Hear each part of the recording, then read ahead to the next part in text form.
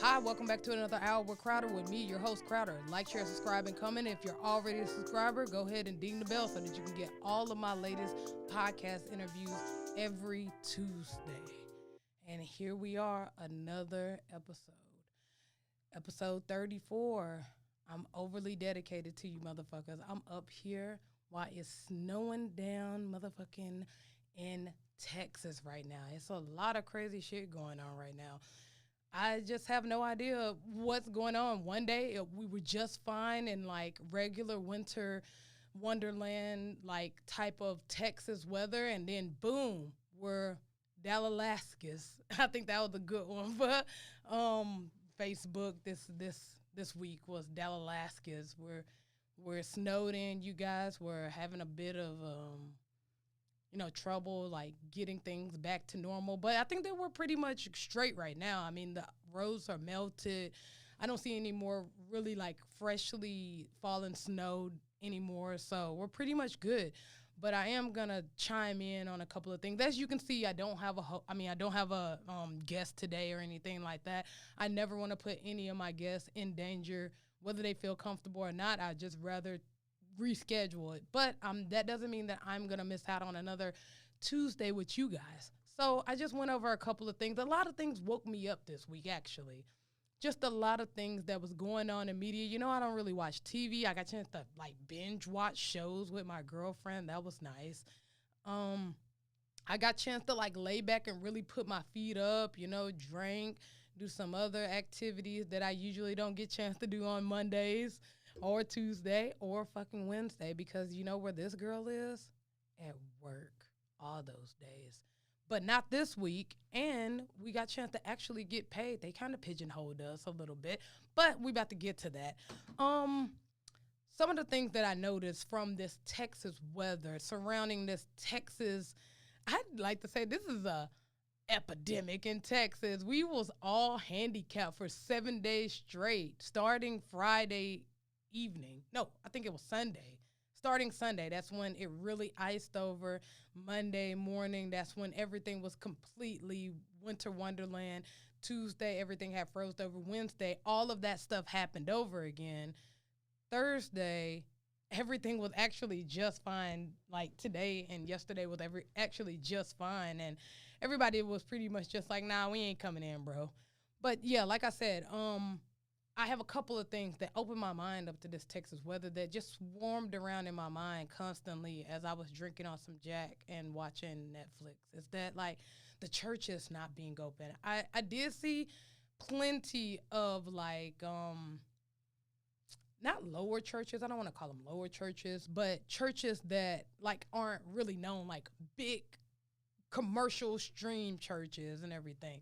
I didn't see a lot of those churches open. I didn't see a lot of those churches doing a lot of anything. I mean, correct me if I'm wrong or anything like that. I just didn't see it, when my girlfriend was giving me places to post online and posting people private messenger to give them resources. I didn't see, the TD Jakes. I didn't see the Friendship West. I didn't see any of those major mega churches, corporations, lending out a hand. Now, if you are a member of that church and your church did do something, by all means, correct me. But I just didn't see a lot of that. But shout out to all the churches that did do that, because honestly, if you're a mega church and you did not help anybody in need for this time, like this snow pandemic or whatever we want to call it, this winter wonderland endemic, Pamarana, whatever you want to call it, then like your church is not fucking shit, bro. Because that's what the church is fucking there for, to help. It's not just to get our money and then we can pay our way into the afterlife. Sorry, I'm drinking on some Jack, Mm. I got to get kind of rowdy for this, because that I really love church. I really love churches. I really love what churches do for people when they're at a lower scale level. It's always like a scandal with the big churches, but that's on another tangent. I don't want to get off on my point. My point is that if your church, or not your church because you don't own the church, but if a mega church did not do anything for the city or the neighborhood that they're in, if they was not walking around or calling their members to see if they needed something or just opening their church to the homeless or the in need, then that church not shit, and you should probably reconsider if you're going to go back to that church. I know one person that did, that was a mega corporate church, Joel Osteen, opened up that motherfucker because, well, I mean, he got a lot of backlash last year, or I think 2 years ago, whenever the hurricane happened, and he was like, oh, no, you know, we can't open up our church to just anybody, blah, blah, blah. I don't really know the whole details behind it, and I don't lie on people. So I just know that his church wasn't open, and it was a flood in his city. And you know how big that church is? It can sit like thousands and thousands of people. You know how many people you could have saved that day if you would have opened up that church? But I did also hear that they like get a fine if they like open up their church to like the homeless or something. So I don't know what all really happened with that, but I just want to say like, damn, if your church wasn't really doing shit for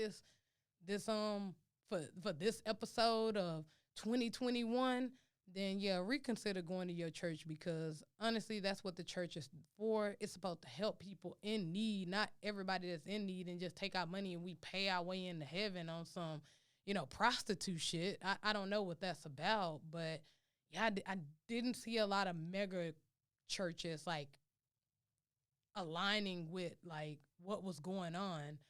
And then like the North talking shit, like everybody that regularly gets snow, then they're just like, oh, Texas is being over dramatic. Texas is being, you know, a baby. The only thing they got to do is scrape up the snow. Hey, fuckheads, we're not ready for, you know, this. We are a naturally hot state. We deal with heat, you know, so when it's 110, Texans know how to deal with it because we've dealt with that all our lives. Just like if you're in New York and it gets below freezing, then you know how to deal with it because that happens every time of year. So because this is our first time pretty much seeing anything to this extent of snow here in Texas, we was a little bit caught off guard, a little bit unprepared, but I bet you next year we won't. Well, I don't know. I don't know if next year we won't, because I'm pretty sure a lot of people are going to be like, oh, that was just a one-time deal. And then they'll get caught up in it next year. But the point being is that we're not prepared. We don't have plows and snow plows and, you know, a team of people ready on call to go and scoop up the snow. I seen a nigga over there sweeping his snow. That's how unprepared we was this year. That's how unprepared we was this year. That we was sweeping snow, nigga. Like, we're just not prepared. But next year, hopefully we will. And then I don't, and I'm going to get a lot of slack for this, but who was the guy? Ted Cruz that dipped out of town? Or Greg Abbott? Who was that? Who? No? Ted Cruz. You know, I don't know who does all of that stuff that, like, keeps us prepared for stuff like that. But you got to understand, like I said in the beginning, we're a naturally hot state. So why the fuck would I go out and go buy $100,000 worth of snow to pack on the ground for snowy days if we don't regularly fucking get snow like that? That's like you not eating cream cheese except for once in a blue moon, going out to go buy 10 cans of it because it was on sale, or because you knew that, oh, well, I'm going to eventually eat the cream cheese, but you only eat it every once in a while. So you're going to go stock up on cream cheese. That doesn't make any sense at all. You're going to buy it as you go. And I think that's where we got caught off here in Texas, is that we usually really don't get snow, and we didn't buy into the supplies that we would need. And I heard a little bit of stuff about, like, the Texas grid. Like, we run off of our own grid. And I didn't do much research into that, but I definitely will, and I'll probably definitely get a guest on here to enlighten me a little bit more on that, because I have no idea what that means if Texas run their own grid versus running it with, I guess, the rest of the world or the rest of the United States. Who knows? I don't know. Ted Cruz, I don't know. I feel like he could have did something more, but like I just said, and I'm going to reiterate it right now, is that He wasn't prepared. And then everybody got mad that he got on a plane. Let me ask you something. Would you have got on the plane and went to Cancun or whatever if you had the money to and you didn't have to work and all of that and it was freezing snowing here in your hometown? Don't lie. You fucking would. So I'm not mad at him for taking his family to Cancun or whatever.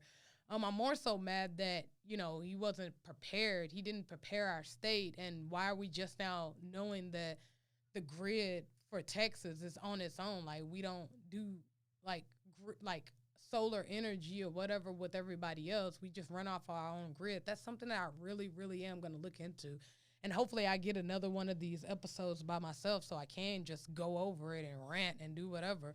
But yeah, Ted Cruz, and I seen a whole bunch of stuff about Ted Cruz and Greg Abbott and how they should have been more prepared and everything. But you could possibly not be prepared more for something like this. I mean, we pretty much did the best we could, I mean, I wasn't complaining. I got fucking 7 days off. And I'm still off today, being overly dedicated to you niggas coming in, doing an episode. But the one thing that I did decide in this whole fucked up ass situation of what happened is that I was prepared somewhat. I had food, I had plenty of water, I had plenty of food. My house, thank God, didn't run out of electricity. But I was prepared for the most part. I mean, if you stack a couple of blankets on you, then, the cold ain't gonna be so cold. So really, the only thing you really worried about is food and water. And I was prepared for that. And you know why I was prepared for that? Because I had already stacked up. When the COVID thing happened, that's when I started doing my, what is that shit called? Prepping. I started becoming a prepper for situations. And we all think that preppers are these people that just,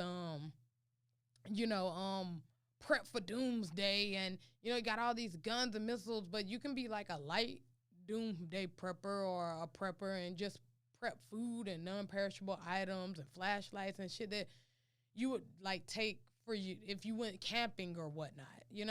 That's what I started looking towards. And I actually went and bought a generator, but I went on Amazon and bought one because I just feel like we as people have to stop depending on the government to bail us out of everything.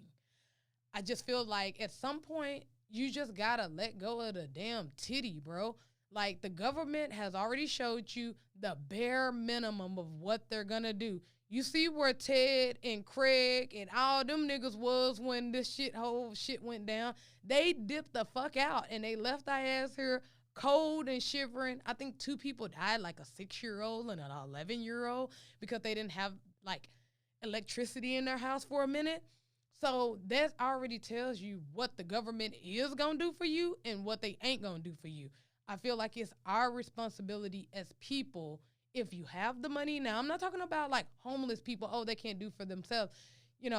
I'm talking about people that actually have the means, and instead of going to go invest in something that your house probably could need in one of these fucking episodes of the world, versus going to go out and go buy you fucking Jordans because they're actually on sale too. So I just really don't want to see anybody complaining anymore about what the government is going to do in a crisis and what they're not. Yes, the government should be prepared, but we already seen that they're not really prepared for pretty much anything that's going to happen. So you might as well get yourself prepared. Go out and go get you a fucking generator, my nigga. Go out and go get you some blankets, some space heater blankets. Go out, not space heater blankets, but space blankets. Go out and go get you a sleeping bag. Go out and go get you a tent. Go out, learn how to fish, learn how to hike, learn how to do all of that outdoor stuff. Come back to nature. Come back. It's calling you. Just come back to it, because the government isn't going to do anything for you. That's the bottom line. Just start trying to fend for yourself. It's just so much stuff that if you had, because I had all that stuff, I really wasn't worried. I would have got a little bit scared. Now, I ain't going to lie. I did get a little bit scared when, the water, when they started talking about boil, notices, boil your water, because for one, I don't fucking drink tap water. And for two, I take hot showers. So I was going to have to boil a shit ton of fucking hot water to even get myself clean. But it's just like, damn, I don't want to do that shit either. You know, so I was really scared when the boil water warrant came out. But for the most part, I wasn't worried about water. I wasn't worried about food. And as long as you just pack those two things and make sure that your house have those two things, and we're not talking about packing them and then your bummy ass kids going in there to go drink it and then you forgot to buy beans at the stove, so you go in there and pick off of it every once in a while. We're talking about making a stable stack of food and water, non-perishable items, toiletries if that's what you're thinking about for doomsday, and water.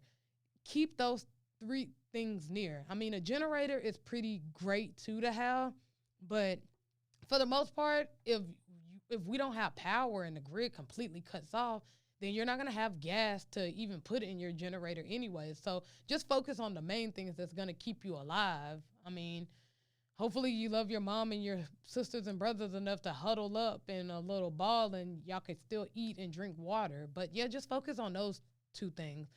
And I did see a lot of people helping each other out. Like, that's the one thing that I fucking love about Texas is that we are just like, we're like just gun-ho about everything, bro. We're gun-ho about our flags. We're gun-ho about our law. We're gun-ho about our guns, everything. Like, we're, like when they say don't mess with Texas, they really mean that shit. Don't mess with Texas because we coming for your ass. Like, we don't take shit from our mayors. We don't take shit from our Congress. Like, we just don't take shit. And I seen, but besides of us not taking shit, we help a lot of people out. I seen a lot of people helping people get their cars out of ditches. I seen a lot of people online donating stuff, blessing people, cash out, you know, opening their homes to people. Like, opening your home, like, a lot of people like to think that they're a good Samaritan or whatnot, but opening your home is the ultimate sacrifice. Not only are you putting you in danger, but you putting everybody in the house in danger to open your home to a complete stranger, all because he said that I'm cold and I don't have no electricity. That's powerful to me. I seen a lot of people doing that, and I actually want to highlight one in particular. His name is, I don't want to get his name wrong, so I'm going to look it up really quickly on my timeline, really quick. Hold up, you guys.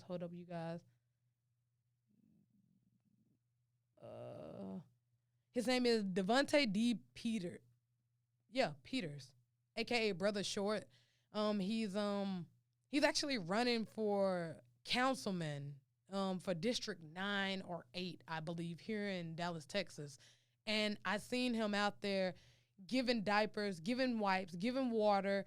And this is the second day of this. The second day of this whole snow winter wonderland type shit. He's out there in his car. He actually said in the video, my car broke down, but my homeboy hit me up. And I'm sorry I forgot his homeboy name, but my homeboy picked me up and we're still going to go deliver stuff. And he has plenty of videos on his Facebook page. I think it's Devontae D. Peters. Yeah, Devontae D. Peters. I'm really bad with names, you guys. I hope y'all understand. But yeah, he was doing a lot of stuff, and I'm really, like, proud of him. I don't agree with a lot of his, like, politics and everything, but one thing that I can really say about him is that he really do want to see, like, his community do better, whether you white, whether you black, Mexican, Asian, whatever. He just cares about Dallas. I mean, yeah, he do put black issues at the forefront because that is the people that need it the most. But at the end of the day, he's gunning for Dallas, the Dallas Metroplex, to be a better place and not have to get stifled from the poor people's income for it to happen. So I really shout him out. Everybody go look at his page. Everybody go shout him out. Tell him thank you if you did get some supplies. I seen a lot of people donating once. You know, I think I've been looking at it so far, and he's pretty much gotten up to almost maybe $600 in donation. And this all goes to things that needs to be in low and private neighborhoods. So Go ahead and donate to his Cash App. You can figure all of that information out on his Facebook. I only have him for a Facebook friend, so y'all can go out and go look at that. And go look at that on your own. Is Devontae D. Peters. So, yeah, he was one of the ones that just popped up in my mind for people doing stuff that was like pretty much, just really like on some Good Samaritan type shit. But, and then like another thing that I had noticed was like jobs. I seen a lot of people like having to risk their lives for their job and risk, leaving their homes and shit and all of that. And I just want to say, like, honestly, if your job is telling you to come in when nobody else is coming in, your job is making you feel guilty for taking a day off or taking basically a national emergency day off. I mean, who was it? Ted Cruz, Greg Abbott. I get those two guys mixed up all the time. All white people look the same. No, I'm just fucking with y'all. But yeah, they already deemed it a state emergency. So with that being said, the main nigga that runs Texas has told y'all to stay y'all ass in the house. And y'all gonna let a job trump what the nigga that run the state told y'all to do? We have to start basically banding together to make these corporations bend to our will. Because it's always, let me just go back to my original point. Don't let these jobs jerk y'all out of y'all life. Because I know that y'all have heard it 1,000 times in this whole like Winter Wonderland type of deal for Texas that, your job is going to replace you and you're going to be dead, but your family can't replace you. I know it sounds very cliche, but that's exactly what fucking happens. That is exactly what happens. When you die, the company don't stop running. You're just a clog in the clock, bro. When when you stop working, then they just go in, get another person to do your job, and then that's it. Nobody can't replace you. So take those fucking days off. Do what makes you feel comfortable. And I'm guilty too. I almost went in today. When my manager texted me and called me he texted me and said, "Hey, do you feel comfortable running traps?" I was like, at first, because I'm I have good work ethics, I wanted to come in. I wanted to show him that I'm not just some girl in a big 18-wheeler that's just like, oh, too dainty and I can do it. I could do what the big boys do. But what I discovered is that, guess what? The big boys didn't even say that they was coming in. So basically, he was trying to single me out because my job is low-key more important than the rest of those guys' jobs are. And it's more important because of detail, not necessarily because I do more work. It's just more detailed, and girls are better at detailed work. It's just a scientific fact. We are. But he was trying to single me out low-key to come in. He texted me first, and then in the group message told us no work. So it was already some manipulation there. That I'm going to text you to see what you say first, and then after that, I will get your answer, and if you already said yes, then you're definitely going in, and then I'll just tell the rest of the guys, oh, you can just stay off. It's not that important. But what about my fucking life, nigga? What if I don't come the fuck back home to my family? I'm sorry, I have a whole different outlook of not feeling comfortable to do work. I take that to another, section now in my brain, because when I think about not feeling safe to do things at work, I think about a dark space, like a dark place where I have to go to pick up a tank or do a trap or something like that. I never not once think that it's something like the roads being too icy, or it's raining too hard, or it's too hot outside. I never think about the natural elements of why my job isn't safe to go to. I just think about shit that makes me feel uneasy. And when that 100-car pileup happened here in Texas, that really changed my perspective about, how, they don't give a fuck. Somebody, said on Facebook, damn, they was really going to a job that they probably hated and they not coming home. And that shit really hit home because, I'm not saying that I hate my job.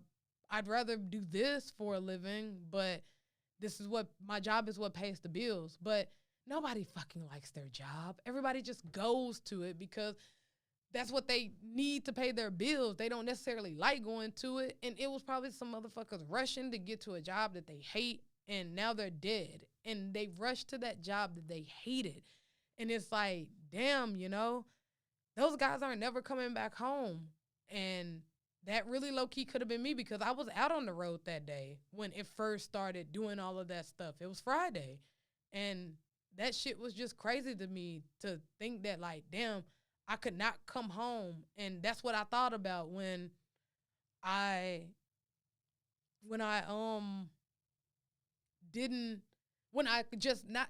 told them I don't want to come in. When I told them that I didn't want to come in or whatever, and I didn't feel safe.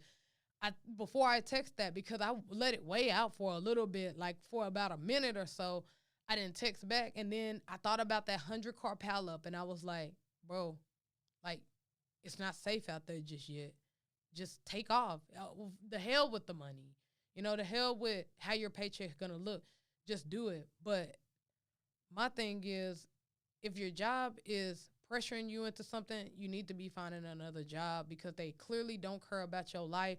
If those same people that run your company can see a 100-car pileup and it makes national news, not local, not statewide, not regional, national news, and they still tell your ass to come in when there's a warning on the weather app that says, this is all the conditions of the road and pretty much go out at your own risk, and they tell you to come in, go look for another job, because those people don't have your best interest, and they literally said, fuck you, pay me. That's what they said. So just telling you. Another thing that I've watched or got chance to watch, and like I said, I don't watch a lot of TV, mainly because I work overnight, and by the time I get home, I get straight on an hour with Crowder stuff, and make sure that you guys can see me every Tuesday, head ass. But yeah, I watched Judas and the Black Messiah. It is February. It is Black History Month, and I decided to do myself a favor, watch Judas and the Black Messiah. Is a not a doc. I wouldn't say it's a documentary about his life, because it really didn't say much about his life. It just showed a couple of frames of him, and that was pretty much it. And it was mostly about the traitor that traded him into the CIA and got him killed. That's basically what it was about. My review on it, I'm going to give it a strong 3.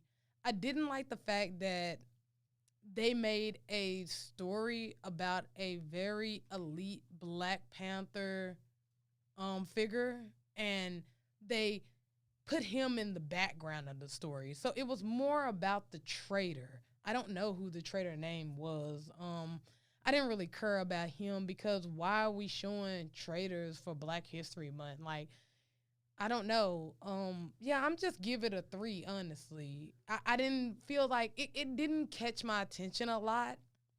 I'm really glad I didn't pay $20 to go see it, and I got it for free. You know, shout out to my sister Gina giving me the password to the HBO Max. But yeah, I didn't really find a lot of good, like, nuggets in it. I didn't find anything in it like, oh, like the Madam C.J. Walker story.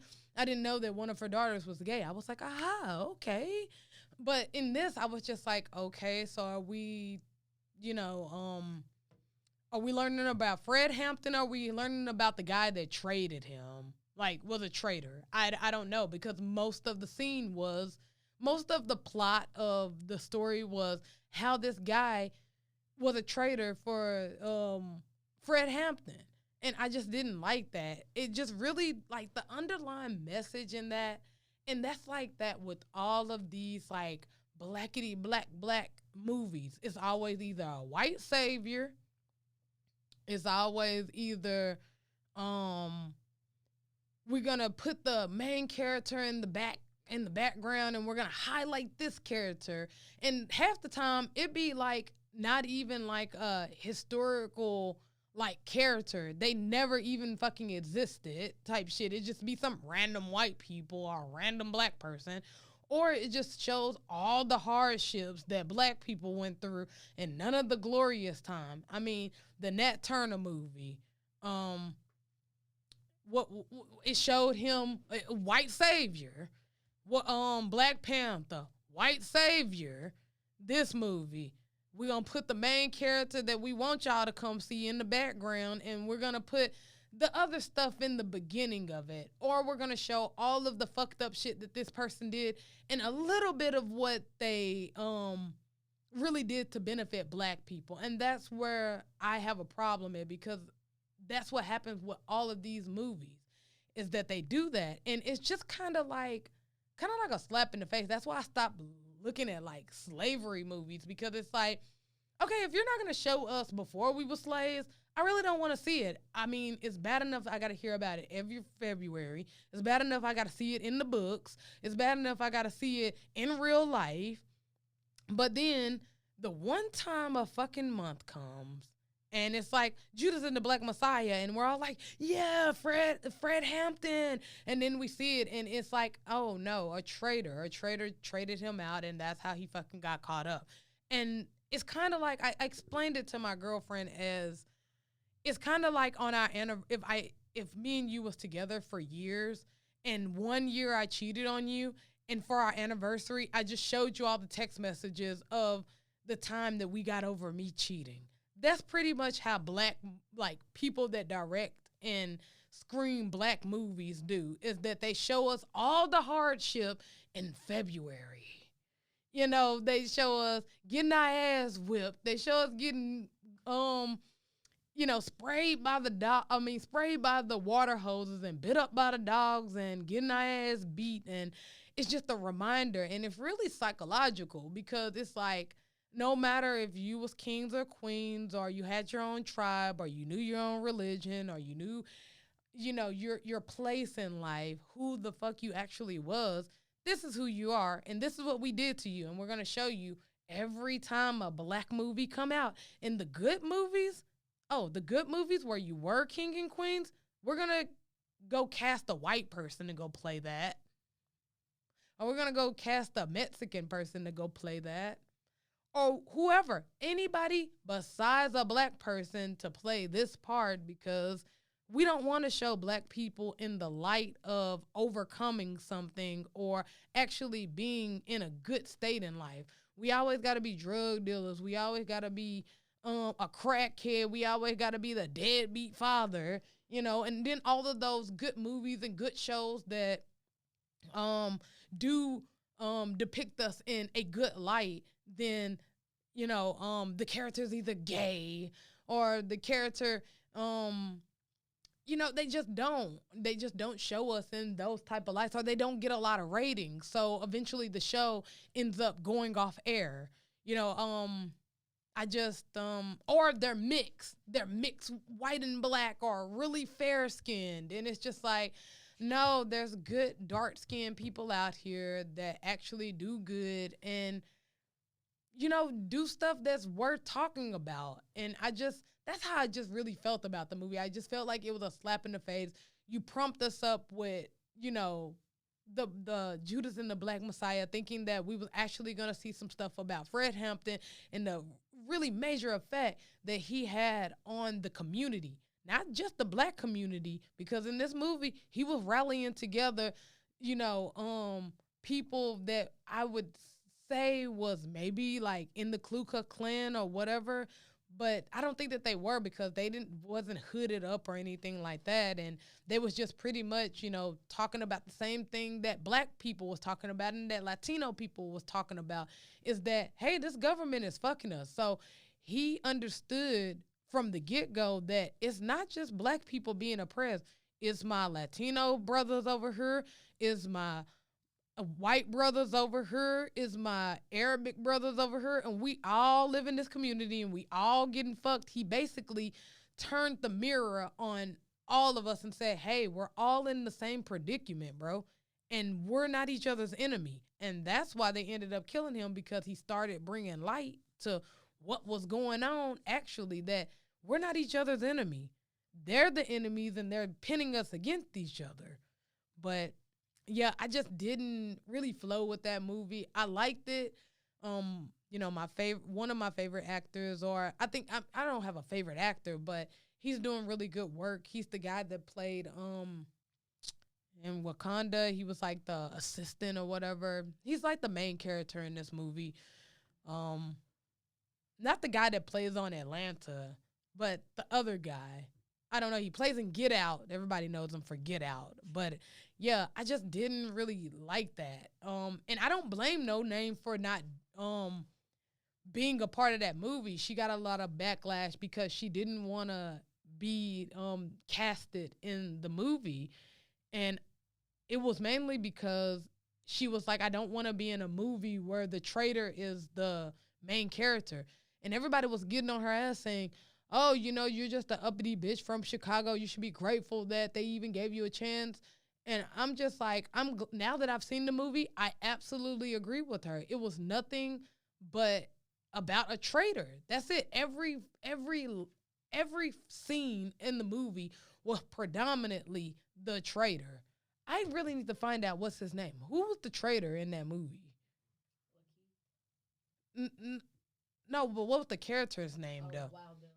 Wild Bill, thank you. Yeah, it was just about Wild Bill. Every scene was about Wild Bill. Wild Bill talking to the CIA. Wild Bill acting like he's into the Black Panther. Wild Bill acting all crazy because they almost caught his ass being scheming. It was just all about Wild Bill and very little about Fred Hampton. But yeah, hey, take it how you want to. I necessarily didn't really like the movie or whatever. I strong 3, basically. A strong 3. Oh yeah. And then like some more shit happened because of course I'm telling you, I really don't get on the internet like that. I really don't be watching TV like that. I really don't do shit but go home and sleep and take melatonin. That's it. That's all I'm doing every day of the week. So this was like a really big joy for me to be able to just like act like a high school kid again and go to sleep when I want to, eat all the junk food. And I ate a lot of junk food. I'm talking junk food every day, yay. But I got a chance to like interact with people on the internet and basically be a high school 16-year-old girl again. And it's this rapper by the name of Simone Coleman. And if you don't know her by her name, she's the girl that's kind of like heavy set in stature, and she's sings the song "Damn, I Just Nutted." That's my shit. I don't care. My girl shaking her head in the corner. I don't care. That hoe slapped for a little bit, bro. Like, you can't tell me that song didn't really low-key slap. Like, if you go and listen to it, yeah, it's really rough around the edges. Like, definitely needs some production work to it. But, and the video is really, really shitty. But, I mean, that damn I Just Nutted is like, it's really low-key a hit. If Future sang it, all of you niggas would be singing it. So don't even at me, bro. But I want to get a little bit deep, like kind of like on a serious note, because she got made fun of a lot in the threads, and it was almost to the point where it was just like unbearable. And me, I'm not any sensitive Sally. I don't believe in internet bullying. I think that shit's ridiculous. Like, you're on the internet. If someone's talking about you, just log the fuck out. That's all you got to do. You don't have to stay the fuck around for it, bro. You could just log out, or you could shoot back at their ass. Like, you don't have to stay around. But this was at another extent because, like, I got in the comments and a girl had said, damn, y'all keep sharing this monstrosity. And then I got in, and pretty much everybody in her comments was saying, oh, you a hater, you hating because she big and she making money, blah, blah, blah, blah. And I said, oh, yeah, you are hating, bro. This song slaps a little bit. You can't even deny that damn I Just Nutted, the chorus part is banging. And I'm not going to say that she looks bad because she's another stud. I don't do that type of deal. And, I'm not S for S. I don't rate other studs. But, she kind of up there. She kind of big. But, and a lot of people were saying that she looked like the Mucinex character and everything. And yes, that is funny. And I can't even keep a straight face because when niggas cracking on you, they just cracking on you. But it comes to a point in time where it becomes bullying. When somebody ain't even fighting back. And the point of that became present to me when she actually got in the thread that I was on. And somebody had told me that when I told them that, oh, this hoe slaps, you can't deny that damn I just nutted part was funny. Like, it wasn't funny, but it slapped. And so a boy came on there and he commented to me that, oh, stop it. You don't really like this song. You came here because you're entertained by her, by the way that she looks and not her music. And I'm not even going to lie. I did say that, yeah, I did come here because she was big and looking busted, but I did stay for the damn I just nutted. That's a catchy ass chorus. Like you just got to either love it or hate it, but I thought it was catchy. So, but it wasn't until she got underneath my comment and said, "Hey, I'm sending positive vibes out. I don't know why you guys are hating, but you guys are just hating on me. I don't know why. I'm sending out positive vibes and you guys are sending out negative. So yeah, peace." And at that moment, I'm a very curious person. I'm a person that want to know who is the bots in here. Who's the fucking I am robot in this bitch? So I just happened to click on her page and boom, there she was, Simone Coleman, the damn I just nutted girl. And once I scrolled through all of her like shit and her music and, her life and her girl and everything, I was like, damn, bro, this is a real person. This is a person with feelings and we're all going ham in here on her. Bro, this is like 10K people in the motherfucking comments and going in on her. And that's the part that made me feel like made me turn a new leaf over to how I feel about internet bullying. Because it's like, yeah, you're on the internet, and once you put anything on the internet, it's called social media for a reason. You're making your page, yourself, your quote, your comment, your reply social on media. You're making it accessible to everybody unless you got like a page where like it's blocked or it's private and then you can add who you want to. But I said all that to say that, like, damn, I seen her getting like bagged on really bad from 10,000 people. Like, when we were growing up, and I'm 31, when we were growing up, like, you get your ass talked about at school. I mean, worst case scenario, the person that's getting on your ass or firing your ass up is probably in 3 of the 4 fucking classes you're in. So you have to deal with it for 3 classes out the day. And then maybe you might get teased a little bit on the bus because some of them people that was in the class is on the bus. And then you get home and that's the fucking end of it. It's a different thing when it's on the internet because what do you hold around all day? This. All day in your pocket. So there's no getting away from it. Yeah, you can turn your phone off, but who the fuck is turning their fucking phone off? Who's turning their phone off? Nobody's turning their phone off. So every is you looking and seeing that somebody else roasted my ass for the umpteenth time today about my weight. But it just made me look at that shit in a different light when I seen that this is a real person online getting their ass tore up by 10,000 people. Just imagine if 10,000 people was in your face firing you up. It doesn't make a real big difference just because they're across the country. They still said it. And it's still ringing in your head that, damn, I'm a fat ass bitch and my back's big. That shit fucking hurts, bro. I don't give a fuck what nobody say. Like, just take your most, like, busted ass insecure that you have about yourself. Me personally, it happens to be like my hips or my ass or like my teeth could be straighter. That's the thing that I get on a lot. It's like, oh, I wish I had braces. Just imagine if 10,000 people came up to me and I just walked down the street, but all 10,000 of them is lined up and they was like, crooked big, wait a minute. I'm sorry, bro. Crooked mouth, big hip ass bitch. All the way down 10,000 row of people, bro. All the way 10,000 grown people, bro. That shit will be crazy. Well, guess what, bro? That's how the fucking internet feels. It feels like you walking down 10,000 or whoever finds you up in that thread tenfold, and you just walking down the street hearing all this shit that they didn't fucking say it at your ass. Bro, words hurt. Words hurt. Because I bet you now one of you niggas or bitches, probably could take her big back ass. And that's on everything. Because she looked like she about maybe fucking 5'8", maybe 325. I don't think motherfuckers is taking her, bro. What, you think 4? No. Maybe 280. Nah, she's not fucking 280. Fuck out of here.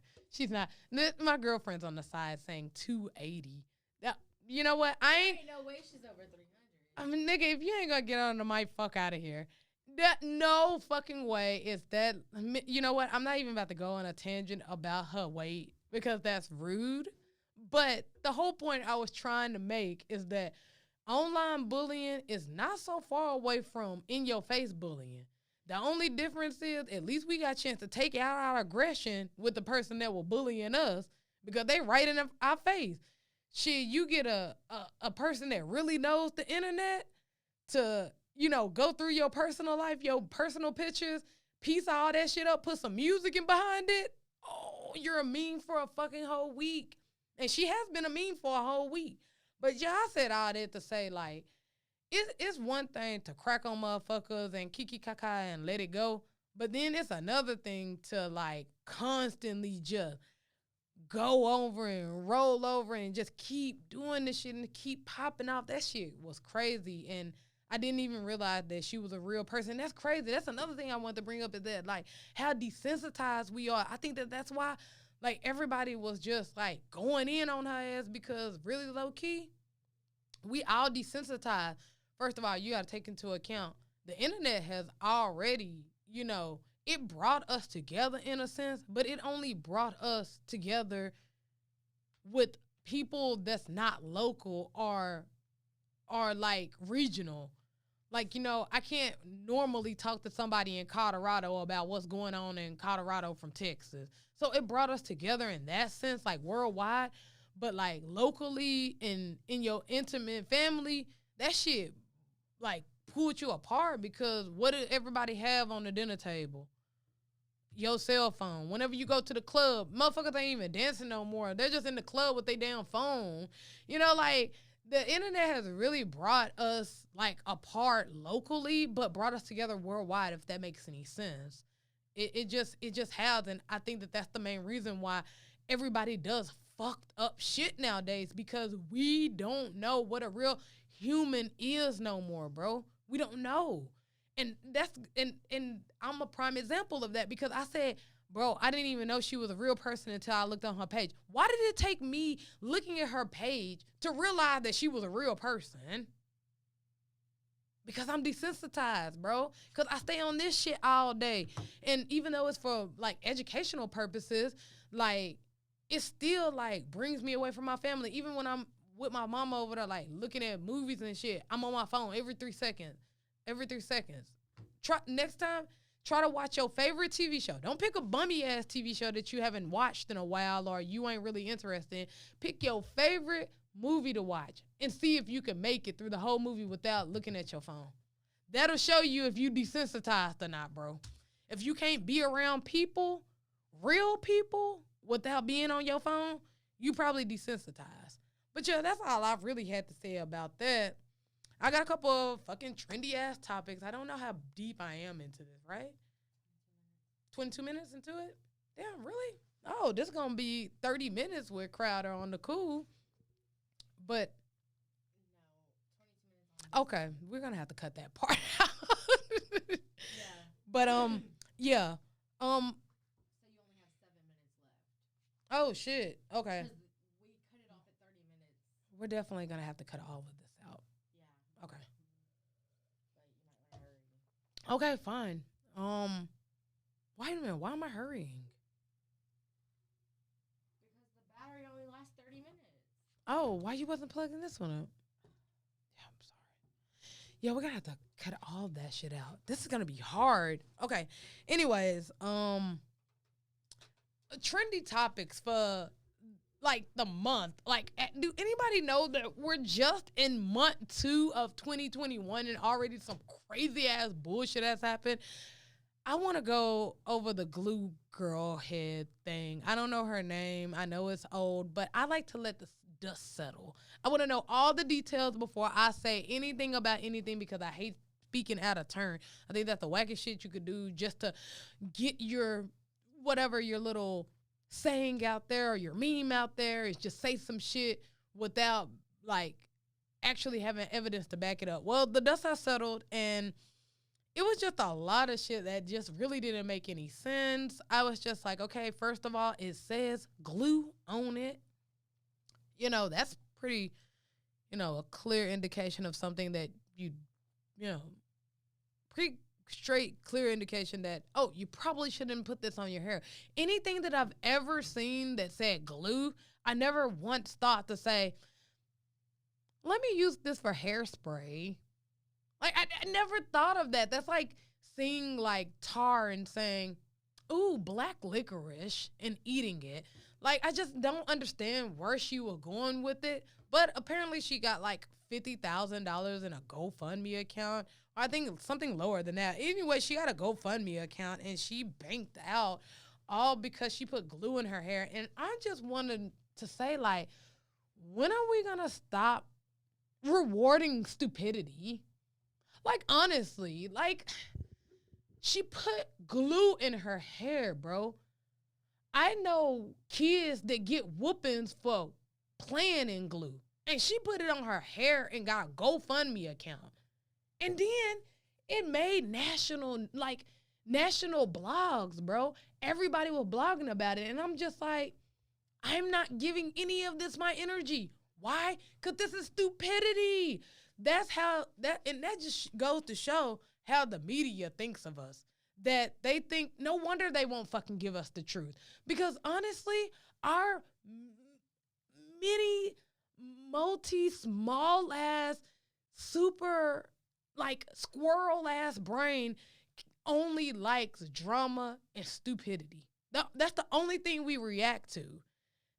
No wonder they won't give us, like, the real news on, like, what's going on in politics or what's going on with aliens or what's going on with anything, because we can't handle it. We reward stupidity and we clown shit that actually should be getting rewarded, like going to school. Motherfuckers be like, yeah, you going to school? Oh, that's good. And then when you get back home, it's just like, okay, well, you got to get a job. I can't be paying all those college bills. But that same motherfucker, the other son, will be in prison and will not only throw a fucking party for him when he gets out, but we will also put money on his fucking books. We just love rewarding stupidity. Anytime anybody does stupid shit, it goes viral. Anytime somebody does something that's actually worth fucking talking about, it just goes unswept. I mean, it just goes swept under the rug, unspoken of, nobody cares. It's just another intelligent black kid that got accepted to fucking 25 fucking colleges on a fucking A scholarship and shit. And that's no biggie because all, kids get chance to be, accepted into 25 colleges. And only one idiot gets chance to put glue in her hair. And actually, it's not even one idiot. Somebody actually went and did a reenactment of it. And she said, I accidentally put it in my hair. No, the fuck you didn't. You seen that motherfucking guap that old girl got. And then you wanted to do it thinking that you should get one too. Well, guess what? Your bald-headed, raggedy ass shouldn't get shit because you did it on purpose. And honestly, I'm not for any one of them. I don't think any of them should got money. You're a grown-ass lady. You know how to read. And then you got kids. Like, that's very scary that you put glue in your hair to hold up your hairstyle and didn't think that it was going to just harden up. I just don't understand. Like, I don't understand why we entertain this shit. We just need, in 2021, let's just stop awarding stupidity. That's the quote of 2021. Anyone that does something stupid, we're not rewarding it. Let's stop rewarding stupidity. Then in other news, we got the B Simone thing. I wasn't gonna chime in on this because this has been an ongoing fucking conversation in like the community, and not the black community, but more so just boy versus girl type shit. Her statement was on the lines of women can't ask men for something that they don't have either. And I totally agree with that, and that's vice versa. Um, Men shouldn't be with. I'm not gonna say be with women because if a woman wants you, she wants you. If a guy wants you, he wants you, regardless of what you have or what you don't have.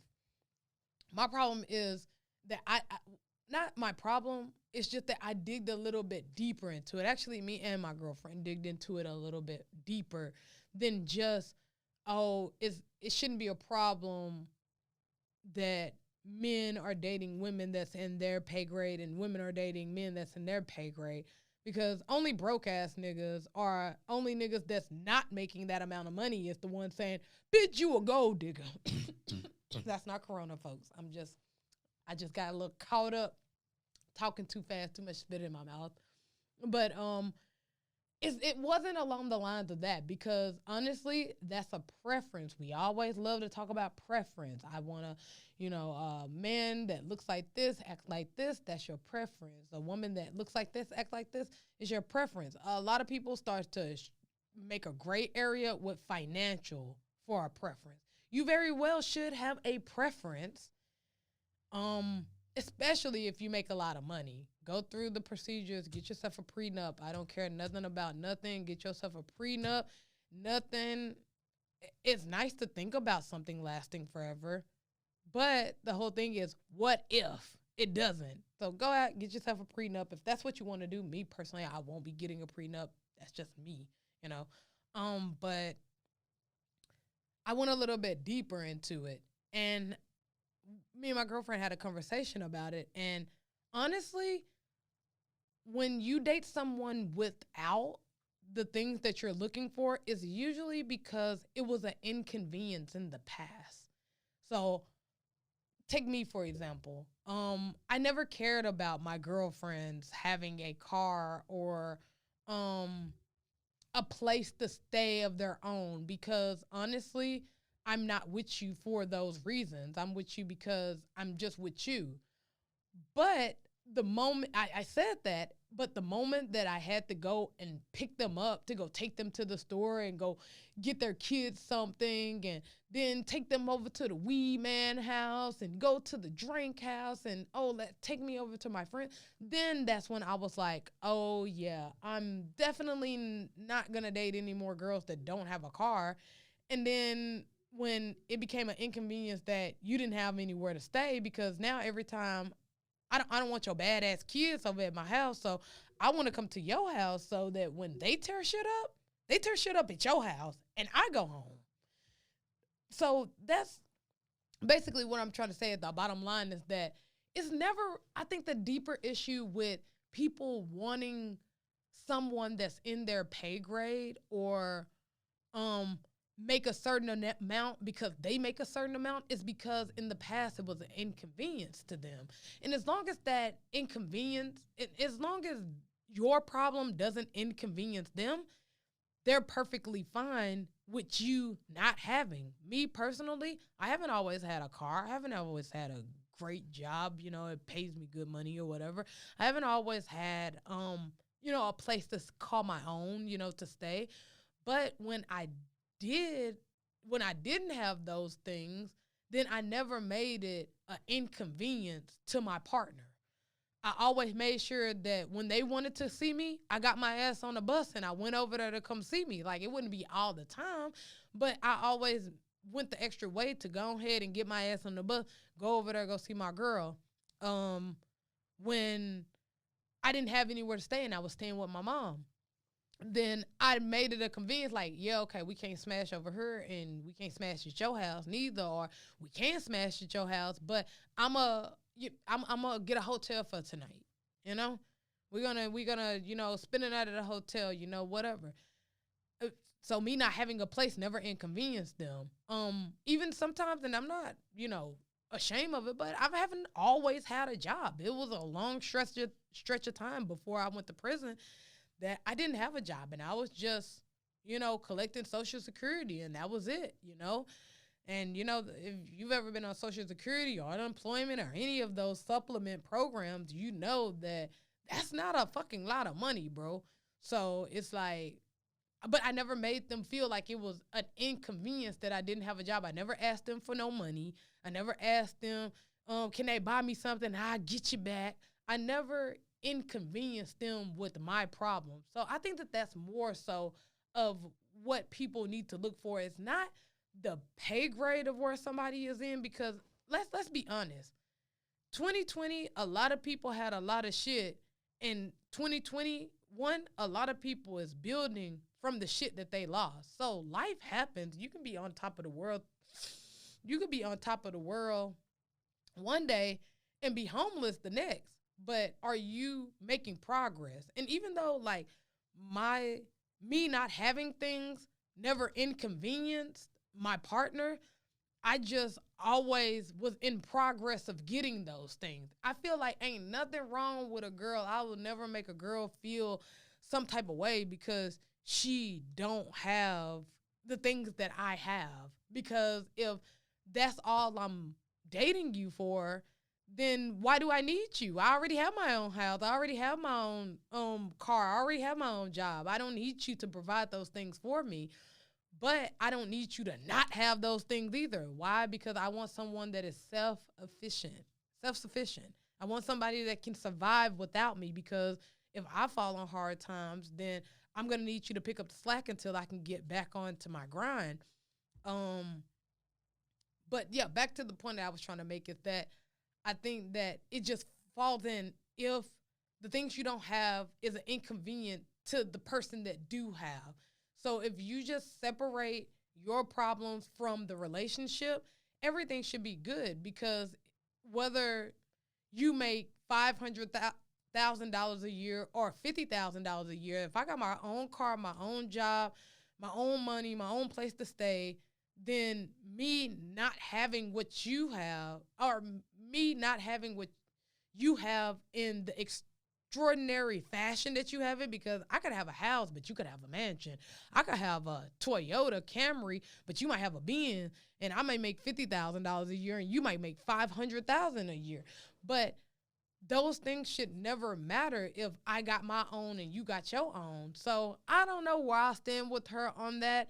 I only kind of did just a little summary of what she said. You guys can go check it out. I don't really deal with trendy topics. This is a Black intellect channel, and I'm just getting in my trendy bag for this episode because I have no guests except for my bummy ass girlfriend sitting next to me, not listening to me. No, I'm just fucking with you, babe. We love you over here at An Hour Crowder. Oh yeah, the new Disney movie out. I heard that it's about a guy that comes out. I didn't read the description. I'm not really into cartoons. I love Pixar, not into cartoons. But from what I can gather from it, from what people were saying, is that it's a cartoon movie. We know everything that's cartoon is usually for kids or preteens or whatever. So it's looking like that it's going around the theme of someone that's trying to come out, out of the closet, come out into their own being gay or lesbian, anything in the LGBT or whatever, And a lot of people was like, oh, nah, fuck Disney. My kid's not going to watch Disney no more. Or I seen some people like, yeah, go ahead, Disney. Other people need to know about this. I don't know where I stand on it. Honestly, I feel like my honest opinion is no. I don't think kids should be learning about, sexual encounters. I mean, on the trailer, he's like holding him from the back, and all of that. But guess what? I feel the same way about straight shit. I don't think that there should be princesses kissing, princes in the movies and the Disney movies and shit. I just feel like be fair about everything. If you're one of those parents that's never gonna let your kid watch Disney again, then don't be showing her the Seven Dwarfs and Snow White and Beauty and the Beast, which is actually about fucking bestiality. If you haven't picked up on it, it's a woman that's fucking a fucking bear or whatever he is, lion, bear, I don't know. She falls in love with a fucking dog. Like, it's about bestiality, but that's besides the point. I'm straight in the middle about this. If you don't want your kid learning about sexual shit or sexuality or anything like that, then don't teach them anything. Just wait till they get of age and then tell them everything. Because I think that kissing princes and, sneaking out of your palace to jump on a carpet with a strange man that you only met 2 days ago is pretty iffy. What is that teaching your kids? To sneak out with complete fucking strangers you've only known for 2 days on a magic fucking carpet. Like, all of that shit is very harmful too. So I'm just saying, be open-minded about what you gon' show your kids and what you ain't. And you got to be straight up and down. If you don't want them to see nothing pertaining to sexuality at all, don't show them nothing. And then wait until they're of age, and then you can show them all that. But if you are one of those parents that have an open mind, then I think that it's just fair game. I think that it's okay that they're coming out with it. If I had kids, I wouldn't be letting them watch this. But that's just my opinion. And this is me as a gay woman saying this. I know how propaganda works. I know how TV works. I know how shit that's on TV work. I know how they program us to think things, especially kids. They don't go after the adults anymore. They got you back in 89. Now they're still doing the same thing with kids. So you showing a kid that, oh, this is okay and this is okay and this is okay, then kids are very impressionable. They're gonna pick up on what they seen in a fucking movie because it's a cartoon. I mean, I say this all the time. A long time ago, I wanted to be a dog. I wanted to be a dog when I was a little kid. Why? Because I loved the movie Goof Troop. I loved that shit. I loved an extremely goofy movie. I loved anything having to do with Goofy. I loved him. Ain't he like a hound dog or something like that? Yeah, I loved him. And I wanted to be a dog at one point. Why? Because I was a fucking 5-year-old kid that was impressionable. So just take that little piece of me wanting to be a dog because I seen a cartoon and then putting a movie like out on Disney or Netflix or whatever and letting your little kids see it. Yes, if it's for informational purposes, great. And I think that's truly what it's for, is that we're going into a new age and a new time where there's new people around you and they're out now. Everybody's out. There's no more coming out. Everybody's the fuck out now. It's okay to be gay now. Oh, it's okay to be gay. That's going to be the title, folks. No, it's not. But it's okay to be gay. But it's a lot of people that are still kind of not offended, but it's kind of like you want to teach your kids before they get out there so they don't offend anyone. Because I'm not even going to lie, it's been very offensive when a fucking 5-year-old, and I know a 5-year-old shouldn't offend me, but it's just like when they come up to me and they're like, "Are you a boy?" And I'm like, "No, little bitch." but no, I don't want to do that. But it's because they don't know. They don't know the lingo. They don't know that. They don't understand why this girl is dressed like a boy and that this girl that's dressed like a boy is dating girls and kissing a girl and probably their mom. But yeah, they don't understand. So I think that this movie is what that is for. They're trying to make it like informational to kids so that they will pick up on the lingo of what's going on. And before anybody says, "Oh, well, they ain't supposed to be knowing what's going on." Guess what? They ain't supposed to be knowing what the fuck is going on, on Power, but you let them watch it.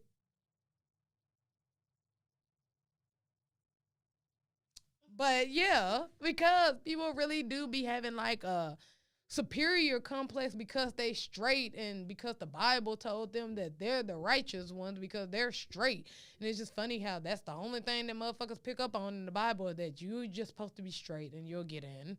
But all the rest of you pussy licking bitches is going to hell. Like, I just don't understand that. I don't know. But straight people do have like a crazy superior um complex about gay people and what kids should listen to because that's straight people having sex. But these gay people having sex, close your eyes. Like, no, they're not supposed to be listening to any of it. Crazy. But if they are, as long as it's not too vulgar, I don't have a problem with it. And I'm just hoping that Disney is putting this out for informational purposes. If they're doing this for some weird ass pedophile weirdo crap, because we all know what Walt Disney was into, his weirdo ass, then shame on you guys. Shame on you guys, and just hide your kids, hide your wife. But man, that is it for today. I don't have really anything else to say. I don't have any guests, just my girl in the corner shaking her damn head. Stop it. But yeah, I have nothing else for today. I really hope that you guys are safe. Stay off them roads. If you don't know how to drive, make sure that the right hand lane, the slow lane, the left is the fast. Don't tear your ass up. And I'm gonna be out. Follow me on all social media accounts. An hour with Crowder for all social media accounts except Twitter. I think is Crowder _the_ great. No, what is it? At Crowder the Great. And you can get all of my streaming platforms: Google Play, Apple Play, YouTube, Anchor, Spotify, and an Hour with Crowder Facebook fan page. And all of that will be in the description. I have no guests. Shout out to everybody that was putting their own, twist on this whole Winter Wonderland bullshit. And we out.